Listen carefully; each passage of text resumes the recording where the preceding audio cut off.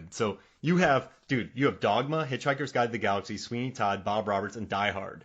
I have Galaxy Quest, Robin Hood, Prince of Thieves, Sense and Sensibility, Quigley Down Under, and Harry Potter, Prisoner of Azkaban. And what I'm going to do is I'm going to put Die Hard first for you so that people don't see it last.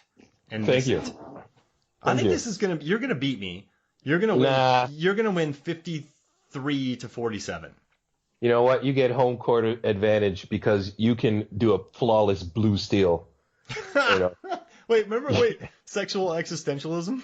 That's what it is, exactly. Yeah, we created that, man. I'm still working on the manuscript. So if you're at home right now, if you're in your car, anywhere you're at, sexual existentialism is just looking sexy while thinking. That's it. That's it, man. So, I exist, and yet I'm so effing sexy. Yeah, maybe I should share the picture on this. So I'll try to hunt. So you know what I'll do is I'll try to hunt down the picture, and I'll add it on Movies, Films, and Flicks Facebook to this post promoting this podcast at this episode. So awesome. Look for sexual existentialism on this thing. So it's gotta happen. Any final thoughts about this movie, man, before we get out of here? Galaxy Quest is the best Star Trek movie that has ever been made. And I would say that even putting it over Wrath of Khan, definitely. It's just, it encapsulates everything that Star Trek wants to be about. Hope, teamwork, doing what you have to do in the face of just cynicism and crap in life. It's just a great movie. And especially now, this is something that you all need to watch. Get it. Yeah, watch it, enjoy it. And you don't even have to be a fan of sci-fi. So Not at all. I've watched this movie with non-sci-fi lovers, and they adore it. It's just a fun. I mean, the cast, man, it's just stacked, and That's it. All right. If someone said, Mark, I want to watch 3 movies with perfect scripts that just tie everything together, I would immediately. This is insane, but I would go Back to the Future, Galaxy Quest, Tremors. For people that are not fans of sci-fi to just watch some good sci-fi. Or just to see everything tied back together.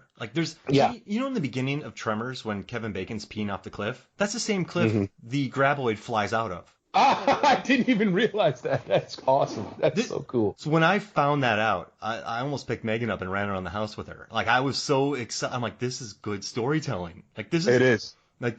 And also, I mean, Tremors is 90%, Back to the Future is 95%. This movie is 89%, and most importantly, on IMDb it's 7.3. That's big for IMDb. So people love it. So not only critics but audiences love this film. So just watch it, and then that's it. So watch it, listen to this podcast, watch it again, listen to this podcast, watch it again, listen to this podcast. How's that sound? 100%.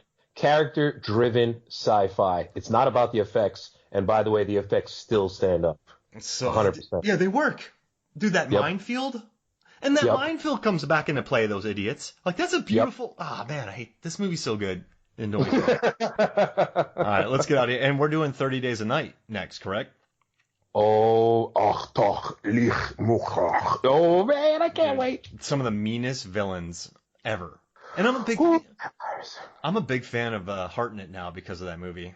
It's the movie that introduced me to him, and it gave me back my love for vampires. He's a big physical presence in that movie, and I liked him a lot in Penny Dreadful. But yeah, he was great in Penny Dreadful. He could have done more action work based on that 30, because he's a big dude. He is. He's maybe too sensitive, and he didn't want all those. He turned down Superman and Batman. He would have been a good Superman. Yeah. He would have been a good Batman. He could do brooding. Because he broods all the way through 30 Days a Night. He would have been a good Batman. Great brooding. All right, so this was fun, man. Thank you for joining me. Same.